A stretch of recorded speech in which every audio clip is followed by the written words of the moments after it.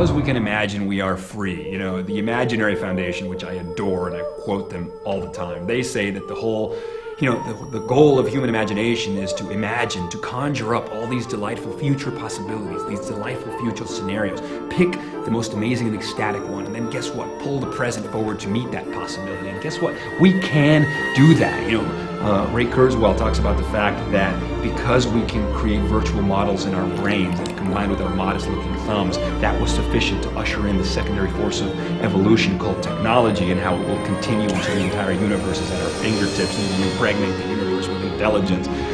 Or Terence McKenna, when he says that, what human beings do is take in matter of little organization, put it through our mental filterings, literally, and then extrude it in the form of space shuttles or iPhones. I mean, that's literally what's going on. If you were able to look at human progress as if through a time lapse over the last 100 years, you would see that literally thoughts spill over into the world in the form of technology. We engage in feedback loops with that technology, which then extends our ability to instantiate new realities in the world. People talk about rendering files on Final Cut Pro, we're more and more rendering our visions, our dreams, onto the instantiated Euclidean meat space. And that's incredible, and that's only increasing. Our capability, our ability to do that is only increasing because, we're only limited by our imagination, and it's really the case. I mean, what you have now is this, you have exponential progress, right? These exponential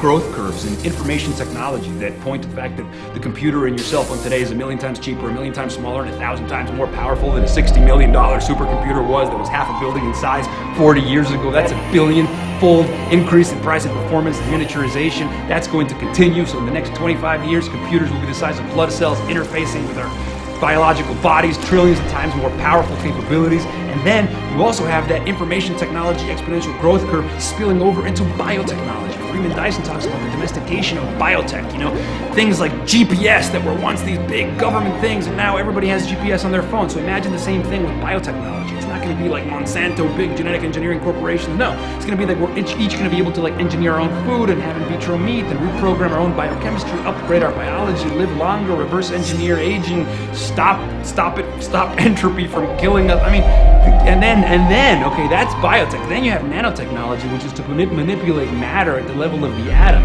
So at that point, the building blocks of the physical world will be programmable. So literally, we can turn, dog shit into pearls. I mean, talk about abundance. Talk about giving the world everything they could ever need and more. I mean, each of us increasingly moving into universes of our own construction.